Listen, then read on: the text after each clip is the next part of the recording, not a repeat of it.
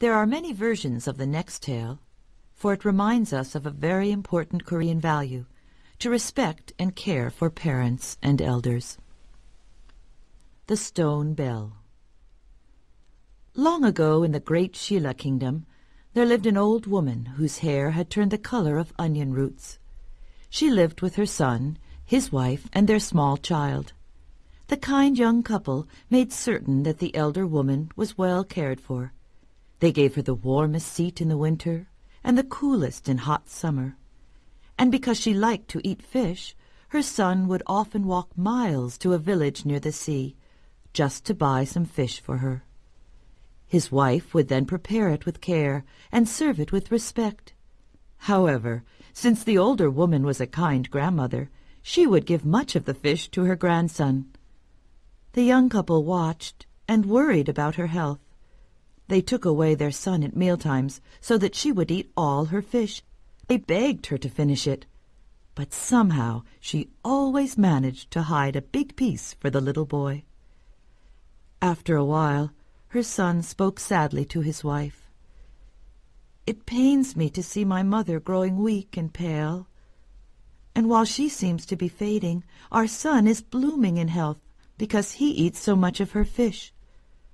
As they say, we may always have another child, but I will never have another mother.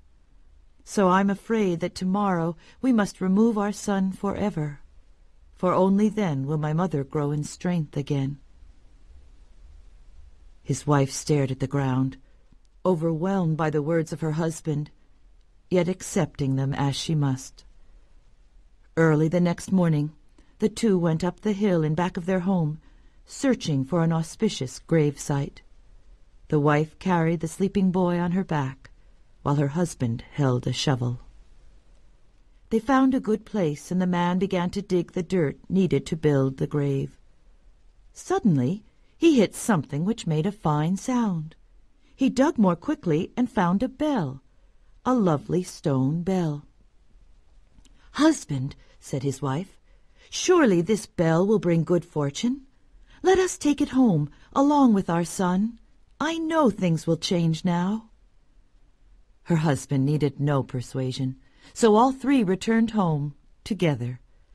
They hung the bell in front of their small house and listened happily whenever the wind made it ring.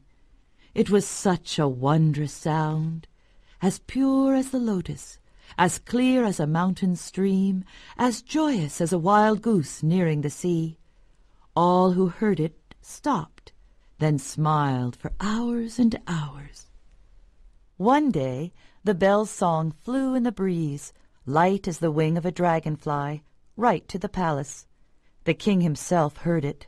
He marveled at the sound and sent men to find its source. They soon returned with the bell, the man, and his story. The king was well pleased to hear of the man's filial piety, of his devotion to his mother. He granted him rich farmlands so that no one in the family would ever be hungry. And then the king renamed the man's village, calling it Jongdong, the village of the bell, for everyone to remember that a devoted heart may move even heaven itself. Well, all of this happened many hundreds of years ago, so the bell is quiet today.